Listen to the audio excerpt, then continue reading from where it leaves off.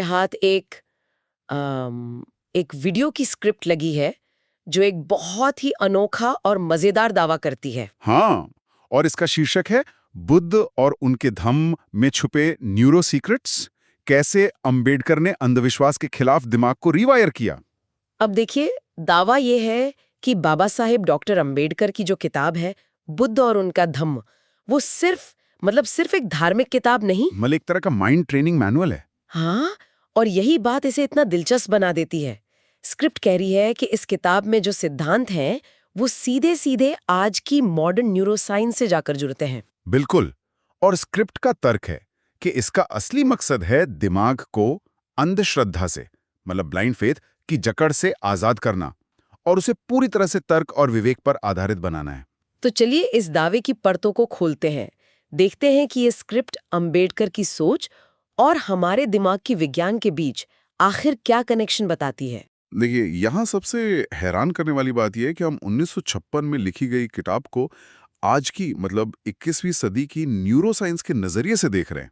ये स्क्रिप्ट असल में एक बहुत ही बुनियादी सवाल उठाती है। क्या सवाल? सवाल ये कि क्या तर्क, नैतिकता और सबूत पर आधारित जीवन जीने का तरीका हमारे दिमाग की वायरिंग पर, मतलब उसकी बनावट पर कोई ठोस वैज्ञानिक असर डाल सकता है? इस पूरी चर्चा में हम स्क्रिप्ट में दिए गए 4 मुख्य आइडियाज को समझेंगे। अच्छा, और वो क्या है? पहला, तर्क और हमारे दिमाग के खास हिस्से प्रीफ्रंटल कॉर्टेक्स के बीच क्या रिश्ता है। ठीक है।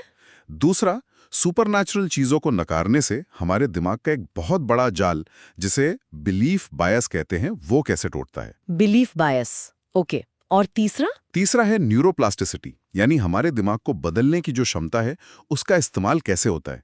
और आखिर में एक छोटा सा प्रैक्टिकल अभ्यास भी है जो स्क्रिप्ट में सुझाया गया है। ठीक है, तो शुरुआत करते हैं उस समस्या से जिसे स्क्रिप्ट ब्लाइंड फेथ या अंधश्रद्धा कहती है। जैसे ज्योतिष, तंत्र मंत्र, चमत्कार या तरह तरह के कर्मकांड। स्क्रिप्ट कहती है कि जब हम बिना सोचे समझे इन चीजों को मानते हैं तो ये हमारे दिमाग को कमजोर करता है और फैसले लेने की ताकत छीन लेता है और समाज को पीछे धकेलता है। और इसके समाधान के तौर पर स्क्रिप्ट बाबा साहेब की किताब को सामने रखती है, बुद्ध और उनका धम्म। इसमें एक बहुत बड़ा कदम उठाया गया था। बाबा साहेब ने बुद्ध की शिक्षाओं से हर तरह की सुपरनैचुरल बात को, मतलब अलौकिक चीजों को हटा दिया। कोई भगवान नहीं, कोई आत्मा नहीं, कोई चमत्कार नहीं। उन्होंने कहा कि बुद्ध का धम्म सिर्फ तर्क, लॉजिक और नैतिक कर्म पर आधारित है। तो अगर हम लगातार तर्क का इस्तेमाल कर रहे हैं तो क्या इसका मतलब ये है कि हम असल में अपने दिमाग के किसी खास हिस्से की एक्सरसाइज कर रहे हैं, जैसे जिम में मसल्स बनाते हैं? आपने बिल्कुल सही नस पकड़ी है। और यहीं से स्क्रिप्ट न्यूरोसाइंस का पहला और सबसे मजबूत कनेक्शन जोड़ती है, जो है तर्क और प्रीफ्रंटल कॉर्टेक्स, यानी पीएफसी। देखिए, हमारे दिमाग में एक तरह की खींचतान, एक टग ऑफ वॉर हमेशा चलती रहती है। दिमागी खींचतान, ये तो सुनने में बड़ा दिलचस्प लग रहा है। हाँ, एक तरफ है हमारे दिमाग का पैनिक बटन, विज्ञान की भाषा में इसे एमिगडेला कहते हैं। ये डर, गुस्सा और बाकी तेज भावनाओं का सेंटर है। यही है जो डर के मारे कहता है, बस मान लो, सवाल मत करो, अगर ऐसा नहीं किया तो कुछ बुरा हो जाएगा। समझ गई, ये हमारे दिमाग का इमोशनल हिस्सा है। तो फिर दूसरी तरफ कौन है इस खींचतान में? दूसरी तरफ है हमारे दिमाग का सीईओ, यानी प्रीफ्रंटल कॉर्टेक्स, पीएफसी। ये दिमाग का वो हिस्सा है जो लॉजिक, प्लानिंग, क्रिटिकल थिंकिंग और फैसले लेने का काम करता है। यही सीईओ है जो कहता है, रुको, इसका सबूत कहाँ है, इसके पीछे कोई तर्क है भी या नहीं। वाह।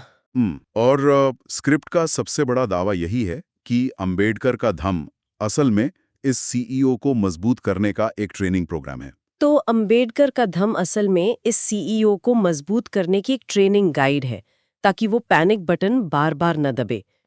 मतलब ये सिर्फ एक दार्शनिक बदलाव नहीं है, ये तो एक न्यूरोलॉजिकल बदलाव है। हम दिमागी तौर पर एक सर्किट को बंद करके दूसरे को चालू करने की कोशिश कर रहे हैं। एकदम सही। जब आप तर्कसंगत सोच का लगातार अभ्यास करते हैं, सवाल पूछते हैं, सबूत तलाशते हैं, तो आप अपने प्रीफ्रंटल कॉर्टेक्स को मजबूत बनाते हैं। और जब सीईओ मजबूत होता है तो एमिगडाला का प्रभाव, यानी डर पर आधारित अंधश्रद्धा, अपने आप कमजोर पड़ने लगती है। तो अगर तर्कसंगत सोच हमारे दिमाग के सीईओ को मजबूत करती है तो इसका एक और दिलचस्प असर होता होगा, है ना? ये सिर्फ डर को ही तो नहीं भगाता होगा। बिल्कुल, ये हमें एक बहुत बड़े दिमागी जाल से भी बचाता है, जिसे विज्ञान में कहते हैं बिलीफ बायस। बिलीफ बायस। इसका मतलब है कि हम सबूतों को अपने विश्वास को सच साबित करने के लिए तोड़-मरोड़ देते हैं। इसका कोई आसान सा उदाहरण दे सकते हैं? हाँ, जरूर। सोचिए, आप एक क्रिकेट फैन हैं और मानते हैं कि जब भी आप अपनी एक खास लकी कुर्सी पर बैठकर मैच देखते हैं, आपकी टीम जीतती है। हम्म। अब हो सकता है कि आप उस कुर्सी पर बैठकर 15 मैच देखें, 5 में टीम जीती और 10 में हारी। लेकिन आपका दिमाग क्या करेगा?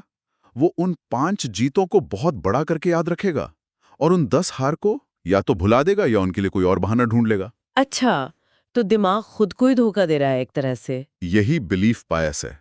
आपका दिमाग आपके विश्वास को सच साबित करने के लिए सबूतों को फिल्टर कर रहा है। और बाबा साहब ने इस बिलीफ बायस को तोड़ने के लिए क्या रास्ता दिखाया? और क्या इसका भी हमारे दिमाग की बनावट से कोई लेना देना है? हाँ, बिल्कुल। यहाँ स्क्रिप्ट दिमाग को एक अदालत की तरह समझाती है। हमारे प्रीफ्रंटल कॉर्टेक्स में भी 2 हिस्से हैं। एक है वीएमपीएफसी, वेंट्रोमीडियल पीएफसी। इसे आप वो जज समझिए जो भावनाओं और अपनी पुरानी धारणाओं से बहुत जल्दी प्रभावित हो जाता है। अंधविश्वासी सोच में यही जज ज्यादा हावी रहता है। और दूसरा जज? दूसरा है डीएलपीएफसी, डोर्सोलैटरल पीएफसी। ये वो जज है जो सिर्फ और सिर्फ सबूतों, तथ्यों और तर्क के आधार पर फैसला सुनाता है। अंबेडकर का धम्म इस स्क्रिप्ट के अनुसार दूसरे वाले जज को यानी डीएलपीएफसी को मजबूत बनाने की वकालत करता है। ये तो कमाल का नजरिया है। मतलब हम सबके दिमाग में 2 तरह के जज बैठे हैं और हम किसे ज्यादा ताकत देते हैं, ये हमारी ट्रेनिंग और अभ्यास पर निर्भर करता है। बिल्कुल। रिसर्च भी यही कहती है। जिन लोगों को क्रिटिकल थिंकिंग की ट्रेनिंग दी जाती है, उनमें ये बिलीफ बायस कम होता है और अलौकिक बातों में उनका विश्वास भी कमजोर पड़ जाता है। तो अगर हम सही जज को, मतलब तर्क वाले जज को मजबूत कर सकते हैं, इसका मतलब ये हुआ कि हमारा दिमाग कोई पत्थर की लकीर नहीं है, इसे बदला जा सकता है। और यही हमें तीसरे और सबसे रोमांचक आइडिया पर लाता है, न्यूरोप्लास्टिसिटी। ये आधुनिक न्यूरोसाइंस की सबसे बड़ी खोजों में से एक है। इसका सीधा सा मतलब है कि हमारा दिमाग फिक्स्ड नहीं है, ये लगातार बदल सकता है। हमारे अनुभव, हमारी आदतें, हमारी सोच, ये सब हमारे दिमाग के न्यूरल कनेक्शन को असल में बदलते हैं। इसे थोड़ा और आसान करके समझाइए। इसे ऐसे समझिए जैसे घने जंगल में कोई रास्ता बनाना हो। जब आप पहली बार चलते हैं तो बहुत मेहनत लगती है, लेकिन जब आप और आपके साथ कई लोग रोज उसी रास्ते पर चलते हैं तो धीरे धीरे वहां एक पगडंडी बन जाती है, फिर एक साफ रास्ता बन जाता है। दिमाग में न्यूरल पाथवेज भी ऐसे ही बनते हैं। तो अंधविश्वास का रास्ता वो है जो सालों से इस्तेमाल हो रहा है, वो एक हाईवे जैसा बन गया है। एकदम सही। और तर्क का रास्ता? तर्क का रास्ता वो एक नई पगडंडी बनाने जैसा है। स्क्रिप्ट का तर्क है कि जब आप रोज तर्क करते हैं, सवाल पूछते हैं और सबूत मांगते हैं, तो आप इस नई पगडंडी पर चल रहे होते हैं।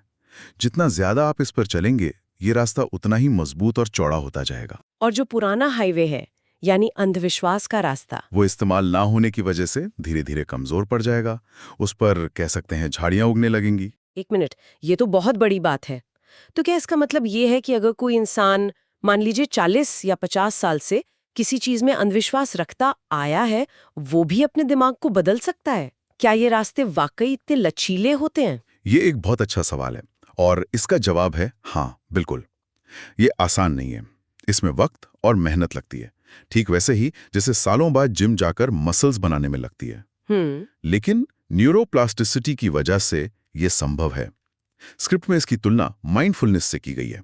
जैसे माइंडफुलनेस का अभ्यास हमारे डर के केंद्र यानी एमिग्डाला को शांत करता है, हाँ, ठीक उसी तरह क्रिटिकल थिंकिंग का अभ्यास हमारे प्रीफ्रंटल कॉर्टेक्स को रीवायर करता है और हमें अंधभक्ति से दिमागी आजादी की ओर ले जाता है। ये सब सुनने में तो बहुत शक्तिशाली लगता है, लेकिन इसे असल जिंदगी में कैसे उतारें? क्या स्क्रिप्ट में इसका कोई प्रैक्टिकल तरीका भी बताया गया है? हाँ, क्योंकि ज्ञान तब तक अधूरा है जब तक उसे व्यवहार में ना लाया जाए। स्क्रिप्ट में एक बहुत ही सरल 5 मिनट की प्रैक्टिकल एक्सरसाइज सुझाई गई है। अच्छा, तो मान लीजिए किसी के मन में विचार आया कि आज दफ्तर जाते हुए काली बिल्ली रास्ता काट गई, अब मेरा दिन खराब जाएगा। तो उस इंसान को क्या करना है? स्क्रिप्ट के अनुसार सबसे पहला कदम है रुकना। बस एक पल के लिए उस विचार पर ध्यान दें और रुक जाएं। रुकना। और फिर खुद से 2 सरल सवाल पूछें। पहला, इस बात का सबूत क्या है? क्या मेरे पास कोई भी ठोस सबूत है जो ये साबित कर सके कि बिल्ली के रास्ता काटने और दिन खराब होने में कोई कनेक्शन है? और दूसरा सवाल, इसके पीछे का तर्क क्या है?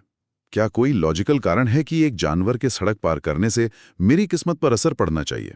दिलचस्प बात यह है कि सिर्फ ये सवाल पूछने की प्रक्रिया ही आपके दिमाग के खेल को बदल देती है। कैसे?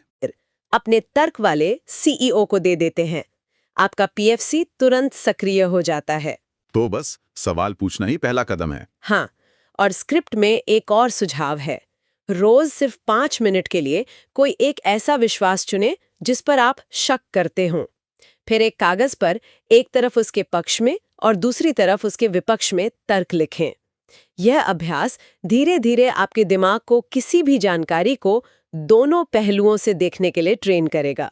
ये तो एक तरह की मेंटल जिम हो गई। बिल्कुल, आप अपने दिमाग को आलोचनात्मक सोच के लिए प्रशिक्षित कर रहे हैं। तो इस पूरी चर्चा का निचोड़ ये है कि डॉक्टर अंबेडकर ने बुद्ध और उनका धम्म के जरिए सिर्फ एक नया धर्म या दर्शन नहीं दिया, बल्कि तर्क और विज्ञान पर आधारित एक जीवन पद्धति दी। एक ऐसा ऑपरेटिंग सिस्टम दिया जो किसी भी व्यक्ति को मानसिक रूप से स्वतंत्र बना सकता है। एकदम। स्क्रिप्ट का सबसे बड़ा और साहसिक दावा यही है कि बाबा साहेब ने करीब 70 साल पहले जो सिद्धांत दिए, आज का आधुनिक न्यूरोसाइंस उन्हीं की पुष्टि कर रहा है। ये बता रहा है कि कैसे तर्क संगत सोच हमें दिमागी तौर पर आजाद कर सकती है और अंधविश्वास की बेड़ियों को तोड़ सकती है। ये सोचना ही अपने आप में कमाल है कि 70 साल पहले कोई व्यक्ति दिमागी सेहत के लिए एक ऐसा फ्रेमवर्क लिख रहा था जिसे आज का विज्ञान सही ठहरा रहा है। बिल्कुल। और ये चर्चा हमें एक बहुत ही बड़े और दिलचस्प सवाल पर लाकर खड़ा कर देती है। ये सिर्फ एक किताब या एक व्यक्ति के बारे में नहीं है। अगर हम इसे एक ऐतिहासिक और दार्शनिक किताब को न्यूरोसाइंस के आधुनिक चश्मे से देख सकते हैं और उसमें दिमाग को ट्रेन करने के ऐसे पैटर्न खोज सकते हैं, तो फिर हम ये तरीका कहीं और भी इस्तेमाल कर सकते हैं। यही तो सवाल है। सोचिए, अगर हम इसी न्यूरोसाइंस के चश्मे से दुनिया के दूसरे प्राचीन दर्शनों और ग्रंथों को देखें, जैसे ये एक खोज है जो अभी बस शुरू हुई है। और ये सोचने के लिए एक बहुत ही रोमांचक विचार है।